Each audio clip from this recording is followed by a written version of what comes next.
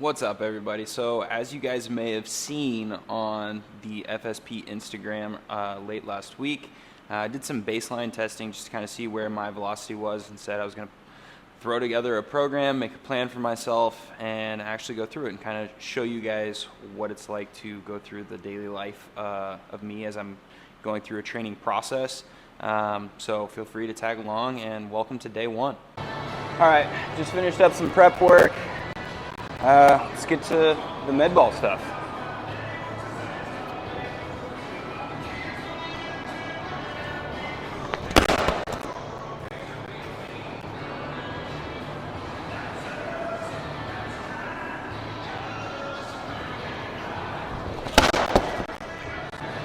Step back to pitching.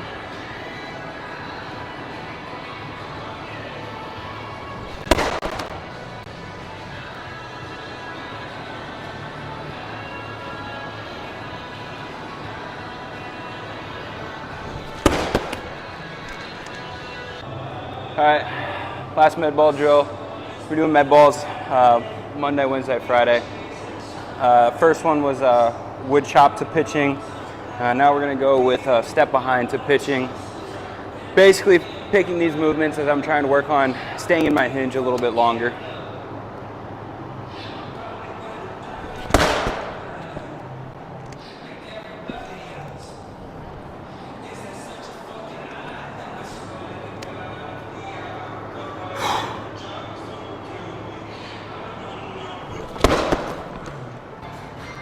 All right, Monday, day one. I got the pulse sensor on. I think today we're shooting for about a 1-day workload of 4. And we're gonna try and keep arm speed probably, below 600. Probably more around 500 if we're gonna be completely honest. But keeping it nice and light.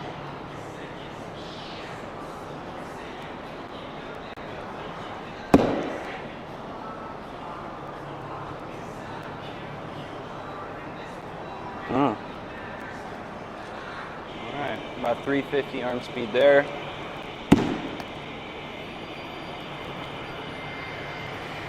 And now you're going to start to see some things fast forward.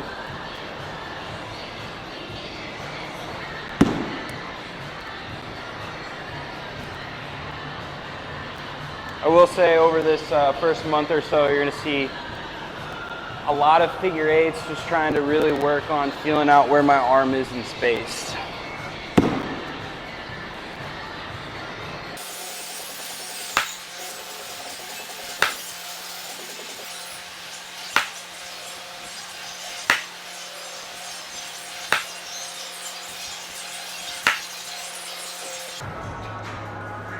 All right, there we go. We're 10 throws, average arm speed around 400 right now.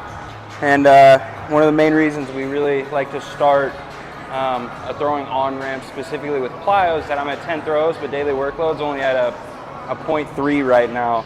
We're averaging about 10 to 11 newton meters of stress on the elbow, so keeping it nice and light due to that heavier load.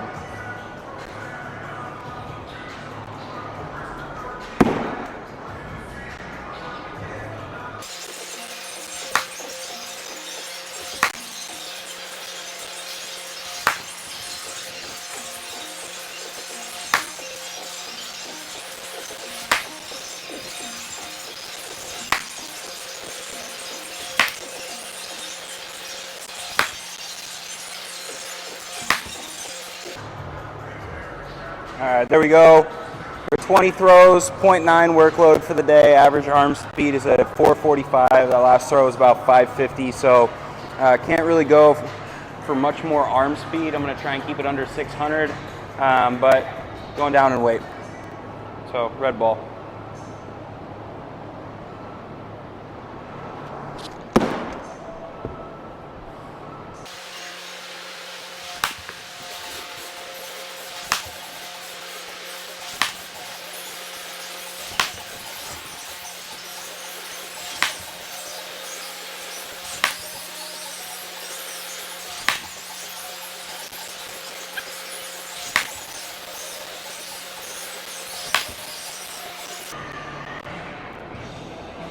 that was the last red roll-in. As of right now, we're at a 1.7 workload.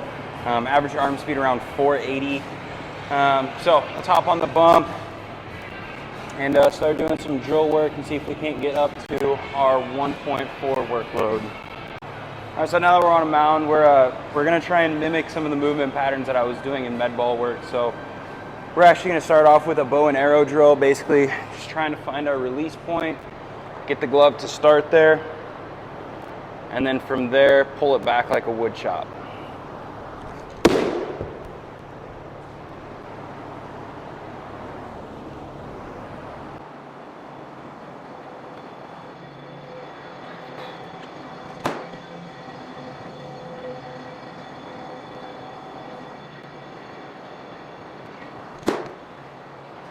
No, keep going.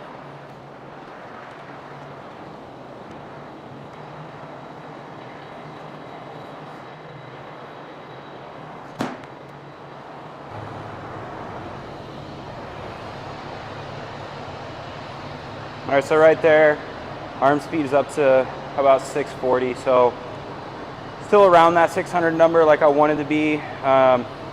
Everything's just kind of flowing right now, so I'm not really too worried about it. Elbow torque, that was at 22, so still not very stressful yet. Just kind of following the flow of things right now. I want some music.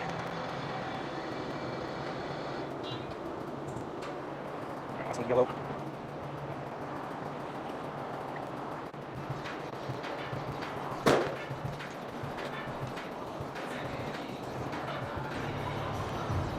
All right, after 2 sets of the bow and arrow drill, we're at a 2.2 workload, average arm speed around 507. Now, just kind of following the course of action, we're going to start doing some step backs.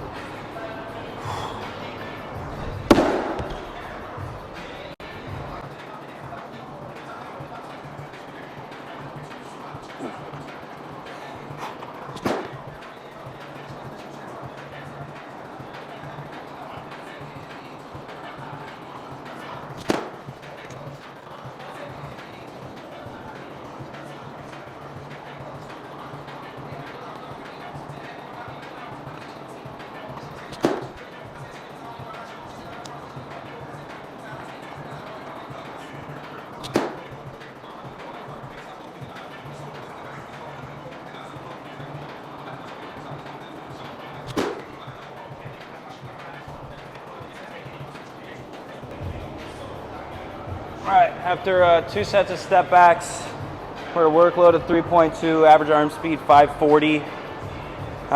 Those last couple definitely more arm speed than what I was really anticipating. Arm speed is one of those things where you really want to know where you're at when you're healthy. It's why it's so important to use some sort of sensor. For instances, when I'm healthy, I can get up to a 1300 arm speed pretty easy. So the last one was about 800, definitely a lot higher than I was expecting, but with as low torque as it's been going to be hard to get to that 4.0. So moving on, we're going to go with more of a step behind again, mimicking those movements that I picked for the med ball work.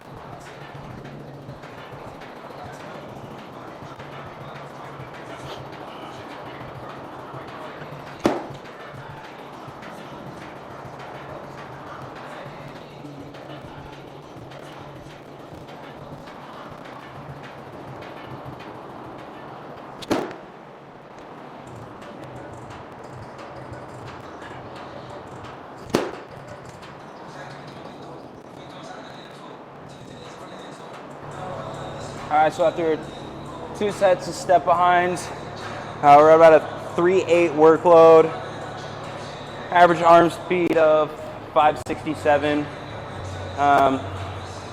thought I'd definitely be done by now, but average torque's definitely lower than I was expecting. So we're gonna throw in just one set of slide steps to try and get up to that 4.0 workload.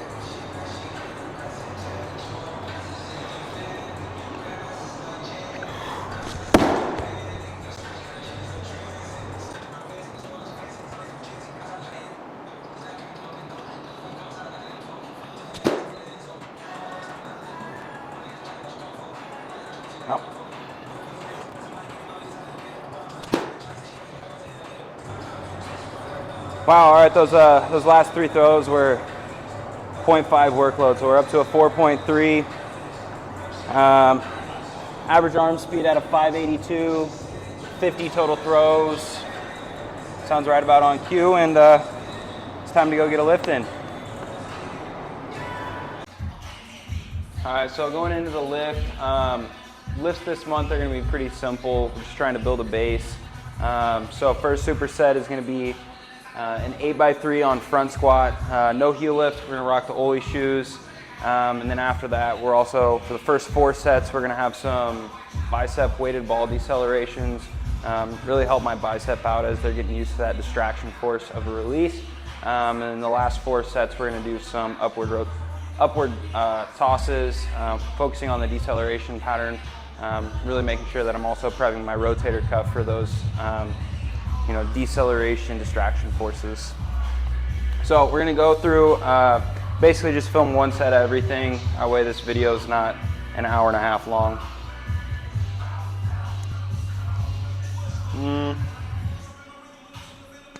Put that right up here. There we go. As you notice, we're starting off really, really light with this program. Love front squats, but I suck at them.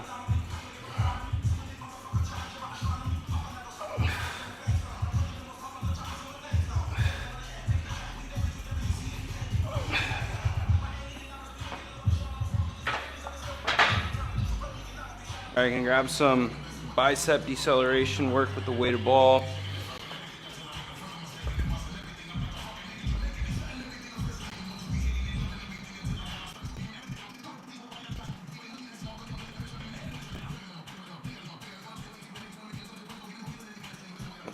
All right, just finished the 5th set of front squats, so now on to some upward tosses.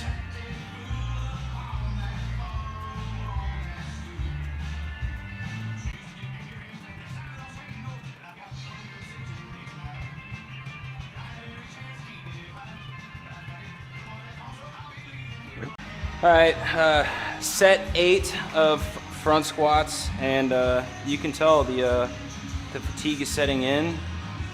The legs will be fried.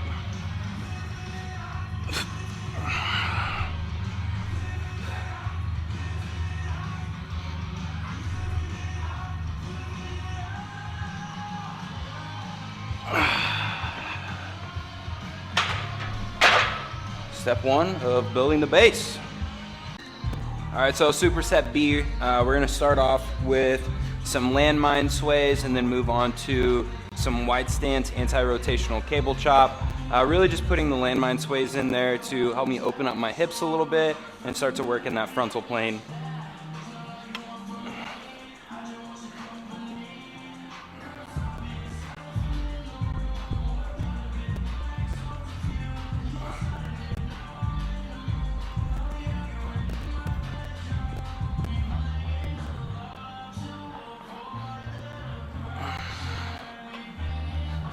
So wide stance cable chop really is just kind of the anti-rotational movement of choice that I picked for this one, especially knowing that I really need to get rid of some of the tension in my adductors and make those a little bit stronger at the same time.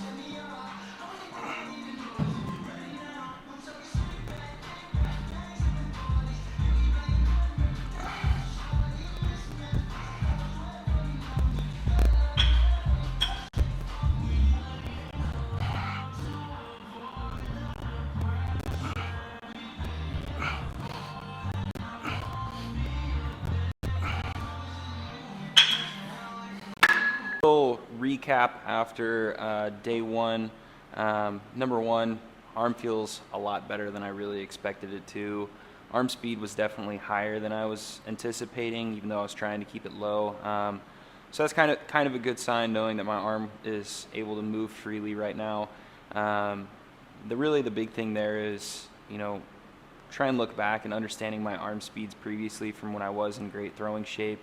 That's why it is so important for you guys to track your throwing, not only workload but arm speed. Really helps you understand what your arm is capable of, so you can start to pay attention to when things start to rise, such as some elbow pain, forearm stiffness, anything like that. You can start to pay attention to some of those metrics and really understand what's happening. Other than that, the other main thing that I really realized is my strength is just atrociously horrible right now. That's something that's definitely going to be a main emphasis as I go through month one. After month one, I think you guys are going to see me probably go through a hypertrophy cluster style program, really see what we can get the body weight up to. Currently rocking around 174, 175, and so we're going to see if we can really bump it up to 185, maybe even 190, see how thick we can get, and see if that translates to the mound. So mass does equal gas up until a certain point, and we're going to see if I can find where my certain point is, and then maybe see how hard we can possibly throw. Little recap there on the throwing side. Haven't really thrown very much for probably 13 months. I'd say it was definitely been highly inconsistent. I've thrown maybe 1 to 2 times, maybe even 3 per month throughout that entire time, although there was a couple months where I didn't even throw at all. So we'll kind of see how the throwing workload goes, getting the arm back in shape and seeing where the velocity is. For reference, when I am in shape, the highest I've ever been in a bullpen setting, no extra adrenaline or anything like that, is 89.9. In game, I think we've been up to 93 with a hitter in the box, cleats on, everything like that. So we'll really see how this process goes, and just wanted to keep you guys tagged along for the ride and really enjoy what it's and see what it's like to go through a full training process.